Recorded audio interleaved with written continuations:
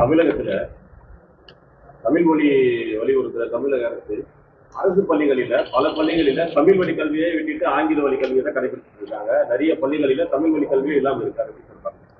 நான் சொல்றதெல்லாம் ஒண்ணுதான். 1965 வேறு, 2025 வேறு. காலம் மாறிக்கொண்டிருக்கிறது. காலம் மாறினாலும் நம்மொழி தான். தமிழ் மொழி தான். அதுதான் நமக்கு உயிர். அதுல மாற்று கருத்து கிடையாது.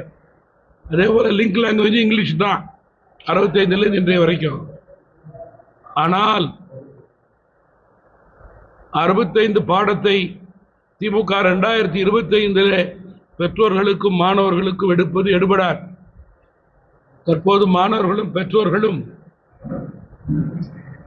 மூன்றாவது மொழி, பிடித்த மொழியை சுதந்திர இந்தியாவிலே படிக்க வேண்டும் என்று நினைக்கிறார்கள்.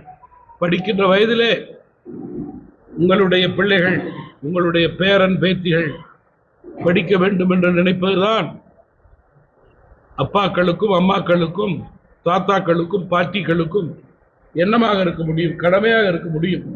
அதை தடுப்பதற்கு அரசு யார்?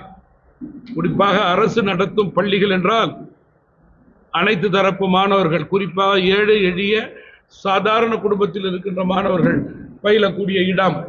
பென்ஸ் கார்லயோ ஆடி கார்லயோ 30-40 லட்சம் ரூபாய் இருக்கிற கார்லயோ மாணவர்கள் வர இடம் கிடையாது.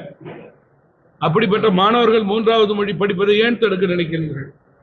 ஆனால் பெரிய பள்ளிகளிலே 2 லட்சம் 3 லட்சம் கட்டி கோடிக்கணக்கான ரூபாய் காரிலே வடிப்பது மட்டும் தமிழக அரசு வடிவகை செய்து கொடுக்கலாமா? என்ன நியாயம்? சாதாரண மக்களுக்கு கல்வி அறிவு வளரக்கூடாதா?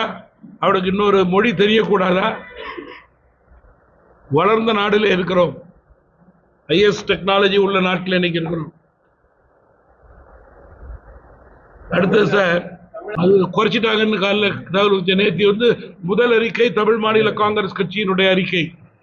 முதல் அறிக்கை தமிழ் மாநில காங்கிரஸ் கட்சியினுடைய அறிக்கை.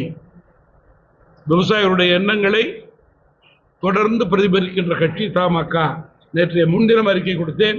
நேற்று இரவு குறைத்திருப்பதாக அதிகாரப்பூர்வமான அறிவிப்பு பத்திரிகையிலேயே பார்த்தேன்.